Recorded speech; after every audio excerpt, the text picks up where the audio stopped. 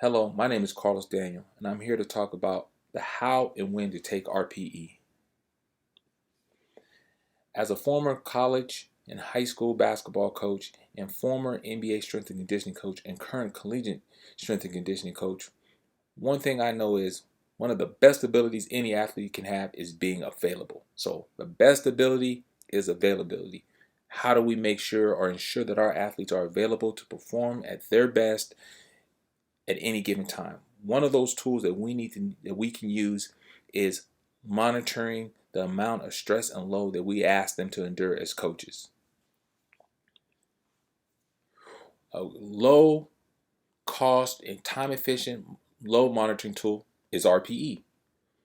It helps us protect the athletes and ourselves from over and under training athletes. If we overtrain them, we put too much stress on the system, they're going to break down. If we undertrain, that also increases their propensity for injury.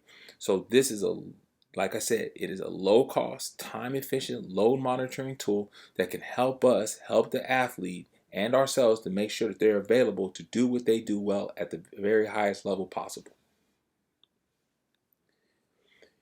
Here is a simple here's a simple sheet that can help us track it, right? If you have Google Docs, you have Excel, you can take this information and you can plug it in. Like I said, it's easy and time efficient. You don't need to be a quote unquote sports scientist to use this data efficiently and effectively.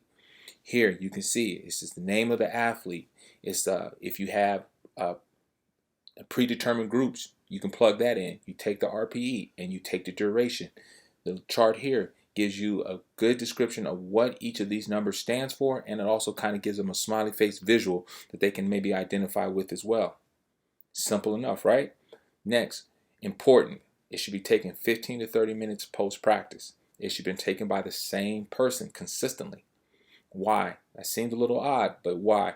Because student athletes respond to different people in different ways. They may respond to your head coach a little bit differently than they respond to a student manager, but we want consistent numbers. The way to ensure we get consistent numbers is to make sure that the same person records the score consistently. Equally important, make sure that you have the length of the workout recorded accurately. This is directly related to intensity. Very, very crucial that you know the intensity of your workouts. How many times should be taken? 5 to 7 times per week. What does that translate to? That usually translates to about 80% of your workouts need to be recorded. RPE needs to be recorded. Why? This helps you with a short window snapshot. You can look at a 7-day, and you can overlap that with your 30-day. That helps you catch ebbs and flows of how intense your workouts or how much you're scaling back. Very, very important that you know this information. You're able to track it accurately. Accuracy comes through consistency of who's taking it, consistency of length of workouts, and consistency in how many times you're actually recording these numbers. Always compare apples to apples. This can be by position, class, maturity, experience. What it is not is chronological age. Chronological age is not a good indicator of readiness or maturity. What do I mean by that? Just because a kid is 17 does not mean he's ready to take on the heaviest or the hardest workout you've ever put together. You have to understand where they are in their maturity and design or give them workouts that meet them where they are. You can always progress them or you can always slow them down.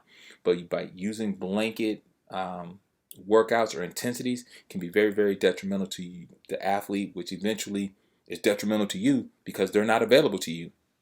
So we want to use these markers: position, class, maturity, and experience. These things can help you put your athletes in buckets.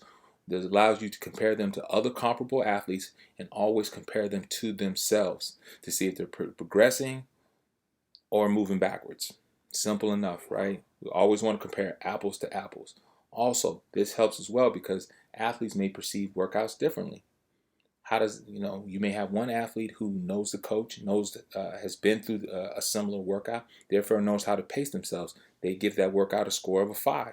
Another athlete's never experienced that workout, doesn't know the coach, and he rates it as a 10. You want to compare that athlete to himself to see how he's progressing and not to the other athlete per se, because that athlete may be in better shape or just has more experience with the workout, therefore changing the number. We want to compare apples to apples. Always compare athletes to themselves. Then you can go by position. Then you can go by class and other things like that. But we want to start by making sure that we're always comparing athletes to themselves. Like I said, RPE, time efficient, low cost. Anybody can do it. You don't have to be a sports scientist to track this. An application on what type of stresses and how you're monitoring it.